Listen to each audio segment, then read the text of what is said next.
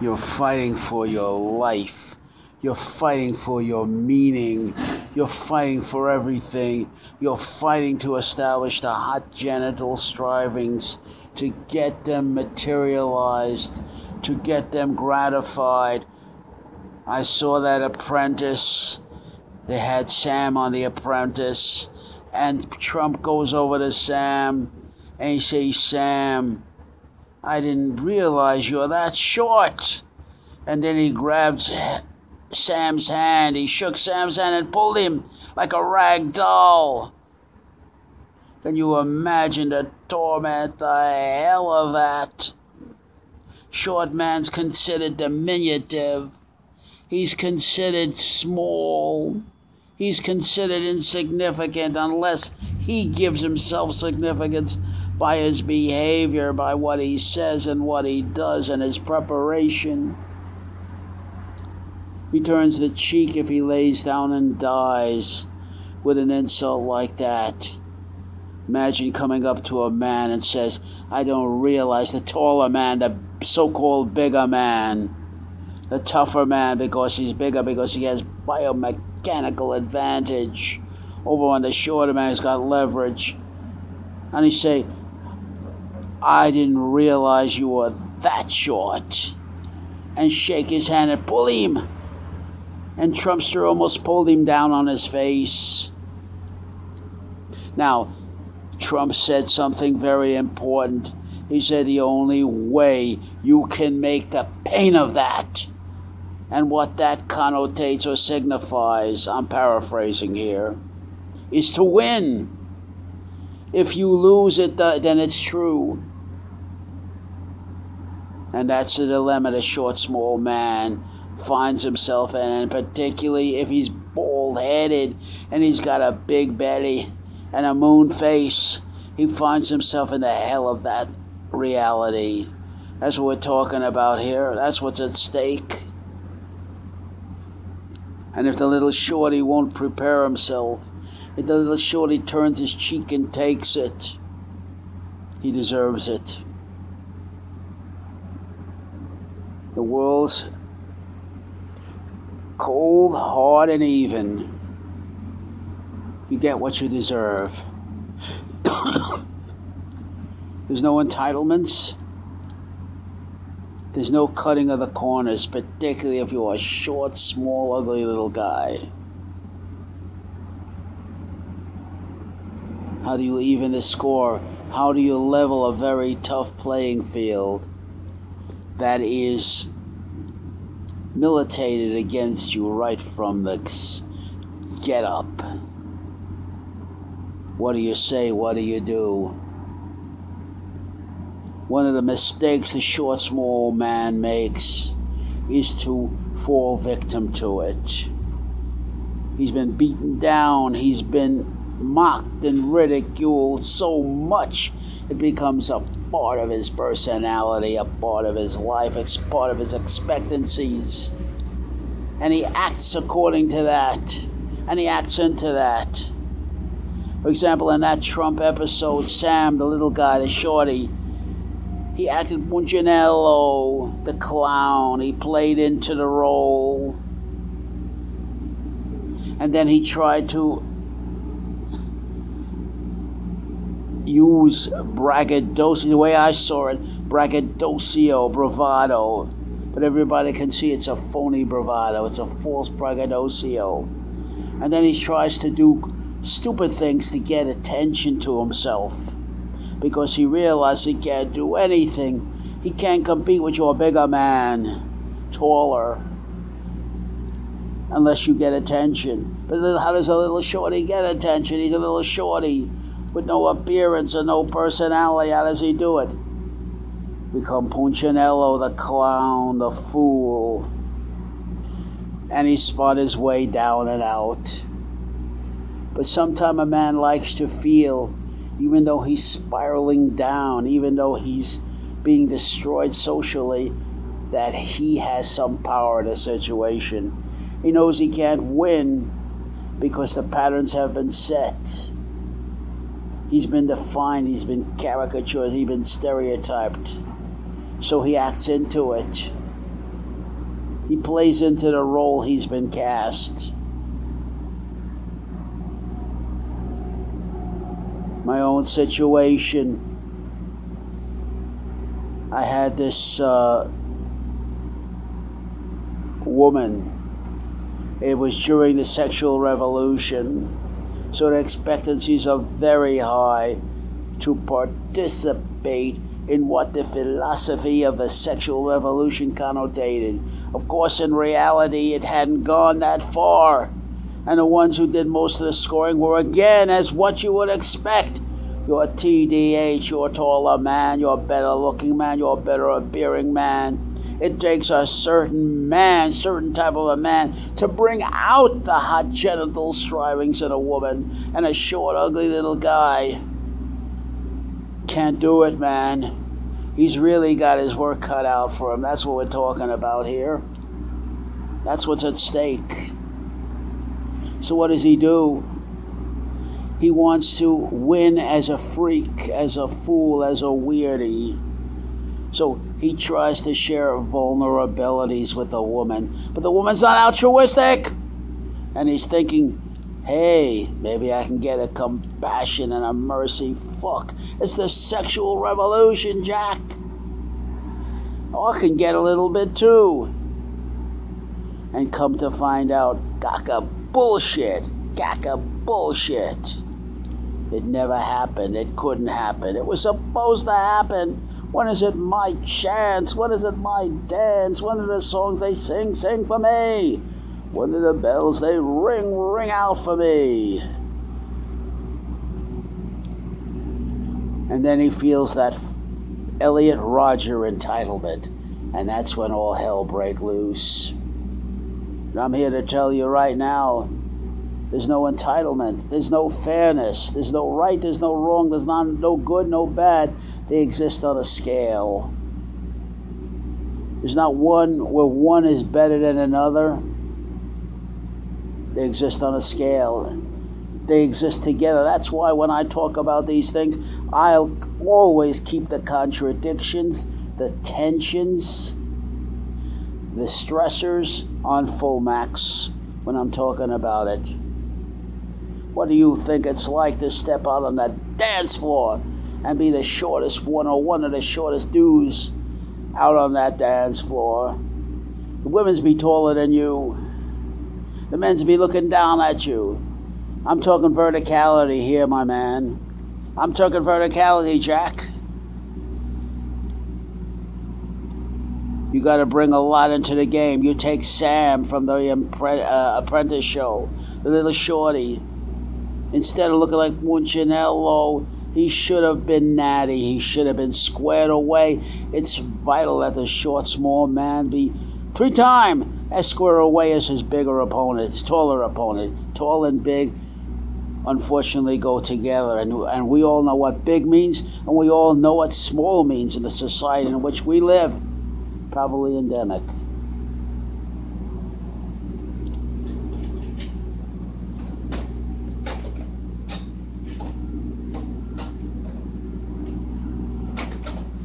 This is vital. This is vital that we don't miss a step of what I'm talking about in a tough, cold, hard motherfucker of a social world out there. I'm talking the truth. I'm talking the truth. I'm telling it as it is. I'm not lying. I'm not bullshitting. What does he say? What does he do? How does he compete? And I say, each small, short man like me, we must carry our own cross. If we fall, we must lift ourselves up. Unlike our TDH adversary, who has charm, who has personality, who can hustle on that. He has appearance. He has, quote unquote, the pseudo-likability, the phony likability, the phony bullshit personality that goes along with that. That's rewarded. Little Shorty really has his work cut out for him. Little Shorty has to be professional. Little Shorty has to be on the money. But he can't do this unless he's in top. I keep saying this over and over again. Unless he's in ass-kicking shape. He better be hard-muscled. Everything depends on it. Everything's predicated on that. And he's got to pay strict attention. He has to dress to win, not just to dress. Everything depends on it. He doesn't want to be lost out there. Then everything depends on his attitude and carriage and his aura around his short, tall, TDH, competitor, adversary, foe, opponent. So he takes his share. If he can't get respect because of the way he looks, because of his height, because he's in shape and he's street smart enough to take it. He doesn't wait for respect. He doesn't wait for gratis. He doesn't wait for favors. Or he'll be waiting for pity and compassion. And what's that worth? What's that worth? What does that say about the short, small man? It keeps him down. It keeps him out. It keeps him discouraged. It keeps him beaten.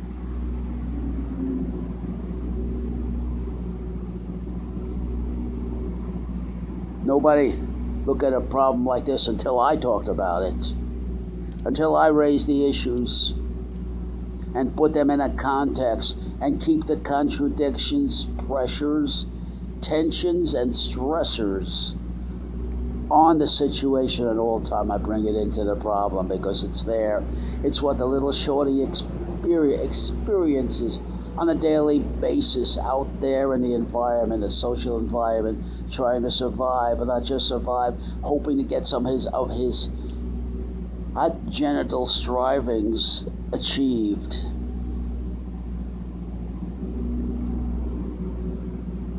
It's very competitive. Winner take all, loser take a hike.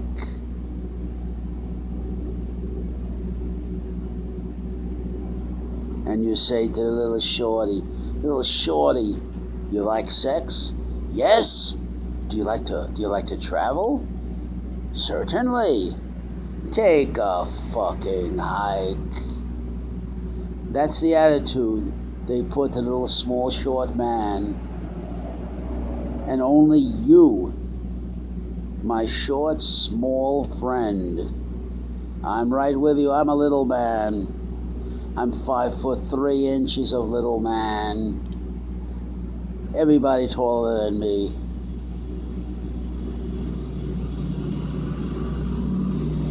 I face this every single day. Unless I run and hide under a rock, and that's the only way this kind of pressure, this kind of reality can be relieved. If I can find an ivory tower. If I could live in Trump Tower and never come out. But you have to come out. You have to go out there. But you has to have something to compete with. You has to have something to compete with. Who are you, little shorty? What are you, my little short man? How are you, your who? That's what matters. What do you say? What do you do? How do you carry yourself out there? How do you assert yourself when you're under verbal attack and verbal abuse from your taller, or it could be even your shorter opponent? You gotta be sharp, you gotta be alert, you gotta be prepared to fight dog down verbally and physically should that become necessary. There's no other way, there's no shortcut. There's no nice way to put it. You in hell, my friend. You in hell. How do I cut loose? How do I break free? Get yourself in the shape of your life. Get yourself in tremendous shape. Hard muscle, there's no excuse. Do it or die. Learn assertiveness, trading, dog down, real world Street smart, practical, effective assertiveness training. And then back it up with Dr. Thompson's verbal judo. But remember this, don't be fooled. Doc Thompson was a fighting motherfucker. He studied the martial art when he was 6 years old. And he say with pride, there's not many men I couldn't handle. And even if I couldn't handle them, and even if they'll beat me physically, I'll be memorable. And until you can say that, until you understand what that means, my little short man, you're finished. And if you try to do what Elliot Rodger did, slight, build, and go into phony delusions of grandeur in an ivory tower, and think you have an entitlement because your parents were healed, you watch yourself spiral downhill, and the only thing left to you is to even the score with the day of retribution. It becomes as serious as that. How long does a man keep turning his cheek? How long does a man walk around on his knees? How long does a man cower and cringe because of his appearance? Because he doesn't get any respect and doesn't get his fair share of quality, attention, and cannot assert hot genital strivings and hope for any gratification.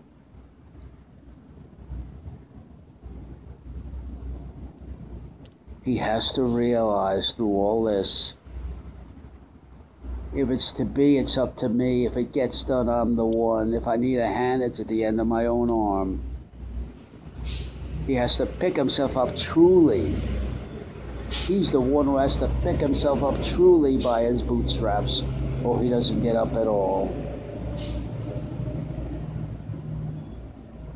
We can read his success gurus like Mr. Trump and Mr. Tony Robbins. From today till hell freezes over.